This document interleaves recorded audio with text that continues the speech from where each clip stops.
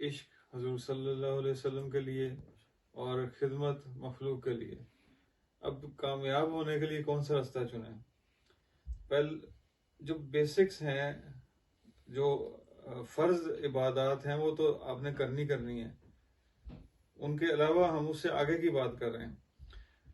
اب اللہ سے عشق تو سب کرتے ہیں، پیار کرتے ہیں، لیکن اس کا دعویٰ کر بیٹھنا وہ ہر ایک، اور اس کو پھر نبھانا وہ ہر ایک کے لیے ممکن نہیں ہے. کیونکہ اللہ سے عشق کا جب انسان دعویٰ کر بیٹھتا ہے، پھر اس کے جسم کے ٹکڑے ٹکڑے، بوٹی بوٹی بوٹی بوٹی کا ریشہ ریشہ ریشے ریشے کا جو ہے نا، وہ ایک ایک سیل تک ادھیڑ کے رکھ دیا جاتا ہے. اس کو جس طرح سے پرانے بادشاہ کسی کنٹری میں جاتے تھے، اس کو تباہ و برباد کر دیتے تھے، پھر سے بساتے تھے.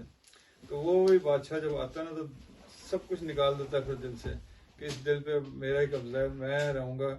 اور جب وہ سب کچھ ختم ہو جاتا ہے، تو پھر وہ کہتا ہے کہ میں ہوں اب بادشاہ، اور تم نے مجھ سے عشق کیا نا، تو میرے علاوہ کسی اور کے نہیں ہو سکتے، اور اس کے لیے ہر کوئی متحمل نہیں ہو سکتا. تو اسے کوشش کریں کہ اس کو چھوڑ دیں.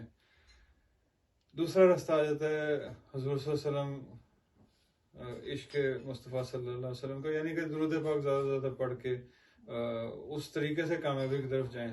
اب اس میں یہ ہوتا ہے کہ اللہ تعالیٰ سے عشق تو وہ جو بیسک ہے وہ عشق تو ہے، لیکن ایکسٹریم نہیں ہے. لیکن حضور صلی اللہ علیہ وسلم سے عشق ایکسٹریم تک چلا گیا.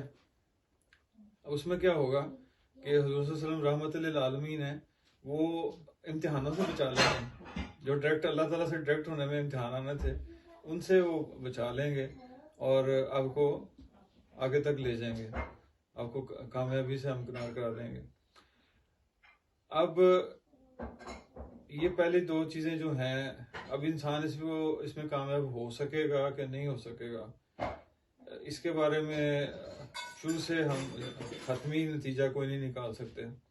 تو تیسرا جو آ جاتا ہے خدمت خلق، وہ ایک ایسی چیز ہے کہ جو آپ انسانوں کی خدمت کریں گے اور خلوص دل سے کریں گے، وہ ایسی عبادت ہے جو قبول ہی قبول ہے.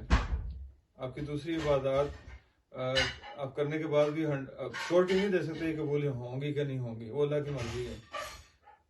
درود پاک ایک ایسی چیز ہے کہ وہ قبول ہونا ہی ہونا ہے. اسی طرح سے خدمت خلق جو ہے وہ ایسی چیز ہے کہ اس نے قبول ہونا ہی ہونا ہے.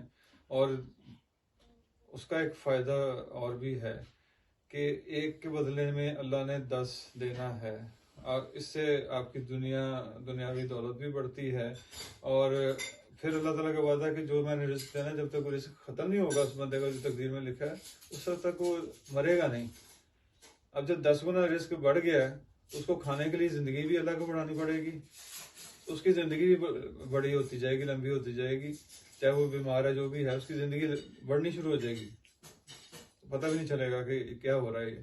اس کی کینسر کا مریض بھی ہے تو وہ پتہ چلے گا کینسر ٹھیک ہو گیا، یہ تو ابھی بھی ٹھیک ٹھاک، پہلے سے زیادہ بہتر ہو گیا. خدمت خلق کی طرف جب لوگ آتے ہیں تو اور دوسری ایکسپلینیشن یہ ہے کہ جو خدمت خلق ہے وہ معاف نہیں ہوگی. جو خدمت خلق کہہ رہا ہوں، جو حقوق العباد جو ہیں وہ معاف نہیں ہوتے. حقوق اللہ کی مرضی ہے، وہ اللہ تعالیٰ چاہیں وہ معاف کر دیں، وہ معاف ہو سکتے ہیں، لیکن حقوق العباد معاف نہیں ہو سکتے. اور یہ خدمت خلق جو ہے اس میں آ جاتی ہے. تو اس میں جو کامیاب ہو گیا وہ بڑا آسان طریقہ ہے زندگی بڑھانے کا بھی، اپنی انکم بڑھانے کا بھی، اور آخرت کو بھی کامیابی سے ہمکنار کرنے کا. جزاک اللہ خیر.